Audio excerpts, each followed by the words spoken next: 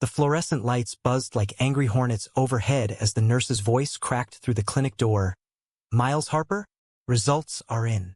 My stomach dropped like I'd just stepped off the edge of the Brooklyn Bridge, the weight of every reckless night crashing down at once.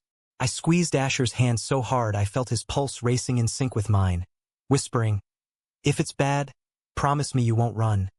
But his eyes, those deep brown pools that had pulled me from the wreckage of my old life, held steady. Even his terror clawed up my throat. We'd come here together, Asher insisting on it after I'd confessed my flu-like symptoms over burnt toast that morning in our cramped Bushwick apartment. "Ain't no secret between us, Miles," he'd said, his Queen's accent wrapping around the words like a lifeline.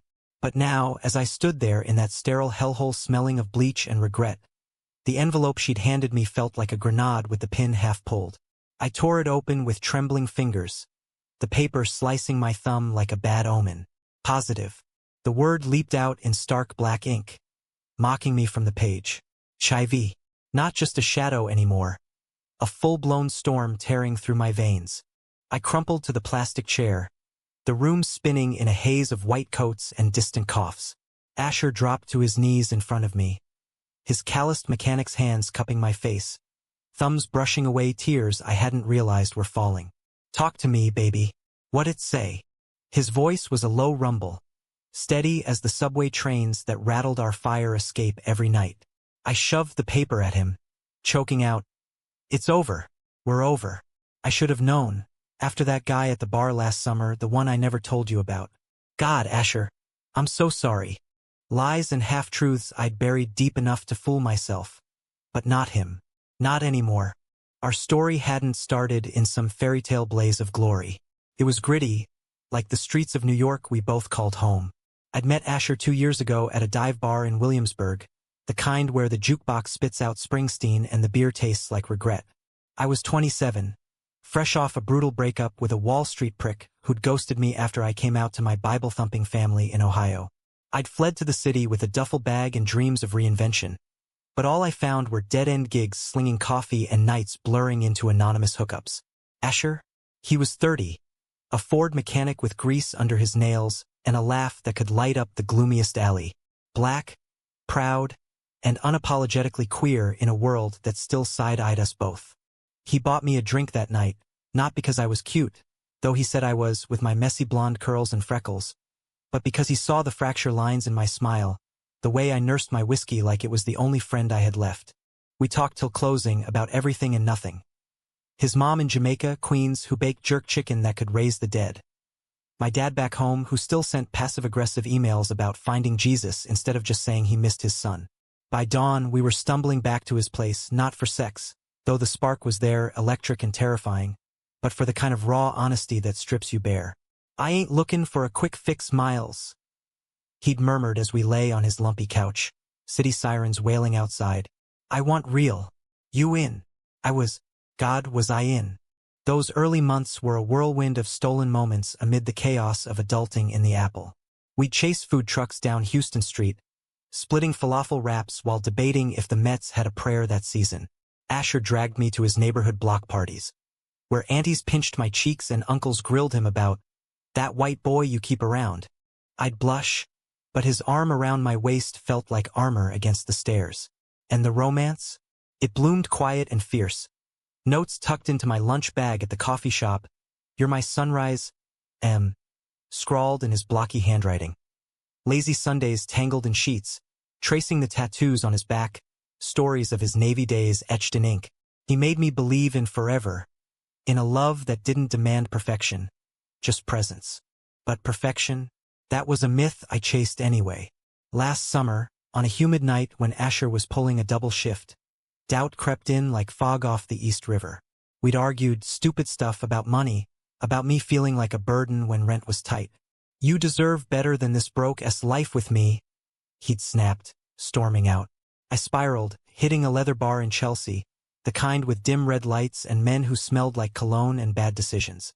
One drink turned to 3, and before I knew it, I was in a bathroom stall with a stranger. Faceless, forgettable, a momentary bandage on the ache Asher left behind.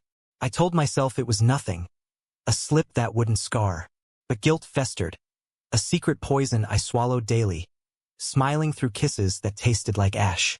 Now, in that clinic, with the diagnosis scorching my palms, the betrayal I'd inflicted on us erupted like a fault line. It was me, Asher, I sobbed, the words tumbling out in a rush. That night you worked late. I was scared, stupid. Thought you were pulling away. I hooked up with some guy, unprotected. This is my fault. You should hate me. Leave me. Everyone does. The waiting room blurred as sobs racked me, patients averting eyes like I was contagious already. Asher didn't flinch. He pulled me into his chest, his heartbeat a drum against my ear, steady as the Hudson at low tide. Shoo, baby. Breathe. We gon' figure this. But the real storm hit later that night, back in our apartment where the radiator hissed like an old grudge. Rain lashed the windows, thunder rumbling over the skyline like God's own disappointment. I'd insisted on the talk, the breakup speech I'd rehearsed in my head. Noble, selfless, setting him free from the mess I'd become. He paced the living room, our thrift store couch sagging under the weight of unspoken fears. While I perched on the edge, test results clutched like a death warrant. Asher, listen, this changes everything. Meds, doctor visits, the risk to you. I saw you with that guy from the shop today, the one with the tattoos. Laughing, touching your arm. If you're already thinking of bailing. My voice cracked, the betrayal I'd imagined slicing deeper than my own guilt. I'd spotted them through the garage window that afternoon, jealousy twisting the knife. Proof, I thought, that my screw-up had pushed him away. He stopped dead, face crumpling like wet paper. Miles, what the hell? That's Jamal, my cousin's kid, home from basic training. He was a skin about you, man. Said you looked like the kind of guy who could fix a busted heart. Asher sank beside me, rain dripping from his jacket onto the floorboards. You think I'd throw us away? After all this? His hand found mine again, calluses rough against my skin. Yeah, I saw the fear in your eyes when you came clean about that night. Hurt like hell, I'll admit. But betrayal? Nah, that's not you running to some bar. That's us both being human in this fucked up world. And this, he tapped the paper gently. This ain't a endin'. It's a chapter. The climax crashed over us then, not in screams or slammed doors, but in the quiet unraveling of walls we'd both built. I confessed it all. The Ohio exile, the hookups that numbed the loneliness, the terror of loving someone so holy it could destroy you. Asher listened, tears carving tracks down his cheeks, but his grip never wavered. My pops died of AIDS in '98, he said finally, voice thick. Back when it was a death sentence, no prep, no mercy from the suits downtown. Watched him waste away in that Bronx hospital, folks crossing the street to avoid us. Mom held on by spite and church hymns. I swore if I ever loved like that, it'd be fierce, no runnin', no shame. He pulled me closer, forehead to forehead, breaths mingling in the dim lamplight. You're my fierce, Miles. We get tested together. We talk to docs. We fight. And yeah, it scares the shit out of me too. But loyalty? That's what we build. Brick by brick. Even when the foundation shakes. Dawn broke gray and unforgiving over the city. Skyline jagged against the sky like broken promises mended with hope. We lay there on the floor, tangled in a nest of blankets and whispered plans. Support groups in Harlem, viral load checks at Callenlord. Lazy brunches where we'd toast to one day at a time. No grand gestures, no Hollywood fade to violins. Just us, two flawed souls in the belly of the beast called America. Where love isn't a shield but a sword we sharpen together. Months blurred into a rhythm of pills and check-ins. Asher's hand in mine at every appointment. His laugh pulling me from the dark days when fatigue pinned me to the bed. Betrayal's shadow lingered, a reminder to communicate before the poison built. But it forged us stronger, human, resilient. One evening, as we walked the high line, autumn leaves crunching underfoot, he stopped me under a canopy of rusted rails. Marry me, Miles? Not today, not tomorrow. But when we're ready, through the storm and out the other side.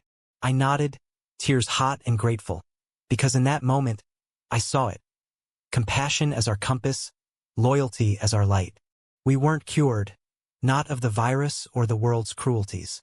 But in the grit of New York, amid the honks and hustles, we chose each other, fiercely, fully, and that, in a country built on reinvention, felt like the truest American dream.